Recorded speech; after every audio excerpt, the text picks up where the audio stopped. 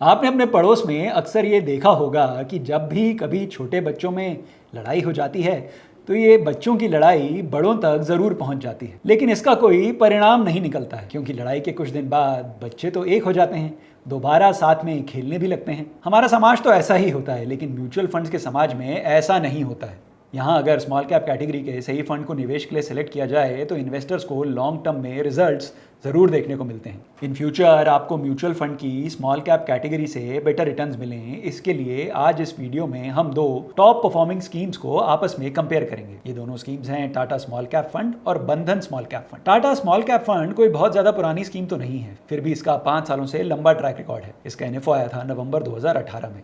वहीं Bandhan small cap fund का NFO फरवरी 2020 में आया था, यानी पास्ट 5 ईयर्स का डेटा इन दोनों फंड्स के लिए हमारे पास अवेलेबल है। सबसे पहले कंपेयर करते हैं इन्हें पास्ट रिटर्न्स के बेसिस पर।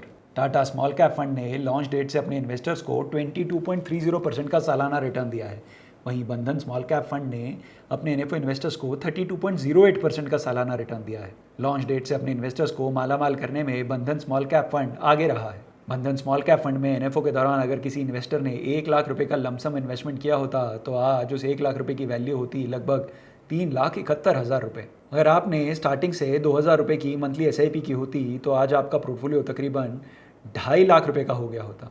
दोनों फंड्स के पिछले 1, 3 और 5 सालों के CAGR रिटर्न्स भी आप अपनी स्क्रीन पर अब देख सकते हैं। टाटा स्मॉल कैप फंड ने पिछले 1 साल में 3.94% का रिटर्न दिया है। इसी दौरान बेंचमार्क का रिटर्न नेगेटिव रहा है। पिछले 3 और 5 साल के सालाना रिटर्न्स रहे हैं 20.45% और 35.04%। वहीं बंधन स्मॉल कैप फंड का रिटर्न रहा है 12.99%। पिछले 3 सालों का सालाना रिटर्न रहा है 26.02% और पिछले 5 सालों का सालाना रिटर्न रहा है 35.9%। अगर कंपेयर करें तीनों टाइम होराइजन्स में बंधन स्मॉल कैप फंड ने बेटर परफॉर्म किया है। बात करें अगर इनके बेंचमार्क की तो इन दोनों स्मॉल कैप फंड्स के बेंचमार्क अलग अलग हैं। टाटा स्मॉल कैप फंड का बेंचमार्क है Nifty small cap 250 total return index, वहीं बंधन स्मॉल कैप फंड का बेंचमार्क है BSE 250 small cap total return index. इन दोनों बेंचमार्क्स के पिछले 1, 3 और 5 सालों के रिटर्न्स अब आप स्क्रीन पर देख सकते हैं। Nifty small cap 250 total return index ने पिछले 1 साल में 0.79% का रिटर्न दिया है, पिछले 3 सालों में 18.52% का सालाना रिटर्न दिया है और पिछले 5 सालों में 35.65% का सालाना रिटर्न दिया है। वहीं BSE 250 small cap total return index ने पिछले 1 साल में 0.93% का नेगेटिव रिटर्न दिया है, पिछले 3 सालों में 18.27% का सालाना रिटर्न दिया है और पिछले 5 सालों में 34.66% का सालाना रिटर्न दिया है। इन दोनों ही फंड्स ने अपने बेंचमार्क को आउट परफॉर्म किया है, लेकिन बंधन स्मॉल कैप फंड ने अपने बेंचमार्क को अच्छे मार्जिन से पिछले 1 साल में आउट परफॉर्म किया है। कैटेगरी रैंकिंग में पिछले 1 और 3 सालों में बंधन small cap fund number 1 position पर रहा। बात करें फंड्स के AUM की तो टाटा स्मॉल कैप फंड का AUM है लगभग 9,203 करोड़, वहीं बंधन स्मॉल कैप फंड का AUM है 9,516 करोड़। दोनों ही म्यूचुअल फंड्स में 1 साल का 1% का एग्जिट लोड है, पर टाटा स्मॉल कैप फंड में आप 12% इन्वेस्टमेंट अपनी निकाल सकते हैं कभी भी बिना कोई एग्जिट लोड पे किए। दोनों ही स्मॉल कैप फंड्स में 100 रुपए की SIP से आप अपना इन्वेस्टमेंट शुरू कर सकते हैं। टाटा स्मॉल कैप फंड में लमसम के लिए मिनिमम अमाउंट है 5,000 रुपए, वहीं बंधन स्मॉल कैप फंड में लमसम के लिए मिनिमम अमाउंट है 1,000 रुपए। आइए अब बात करते हैं फंड के पोर्टफोलियो एसेट्स की। टाटा स्मॉल कैप फंड का इक्विटी में एलोकेशन है 91.06% और बाकी पैसा फंड मैनेजर्स ने डेट और अदर इंस्ट्रूमेंट्स में रखा हुआ है।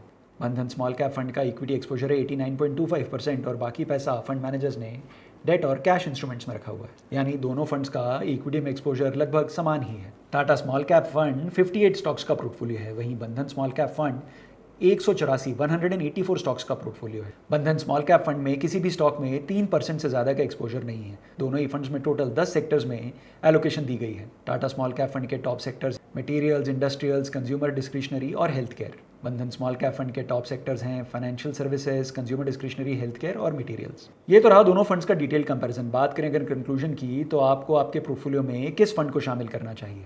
सभी पैरामीटर्स को कंपेयर करें कि बंधन स्मॉल कैप फंड बेटर है, लेकिन किसी भी स्मॉल कैप स्कीम में तभी निवेश करना चाहिए अगर आपका इन्वेस्टमेंट होराइजन 4-5 साल या उससे अधिक है। इन्वेस्ट करने से पहले ध्यान दें ये दोनों स्मॉल कैप कैटेगरी की वेरी हाई रिस्क कैटेगरी की म्यूचुअल फंड स्कीम्स हैं। इनमें तभी इन्वेस्ट करें अगर आपका इन्वेस्टमेंट होराइजन 4-5 साल या उससे अधिक है। कौन सी small cap mutual fund scheme है आपके लिए सही और क्या पैरामीटर्स यूज करता है Z fund small cap schemes को आइडेंटिफाई करने के लिए, इस सारी जानकारी के लिए क्यों ना आज ही जेड फंड्स ऐप डाउनलोड की जाए और बात की जाए एक जेड फंड एक्सपर्ट से।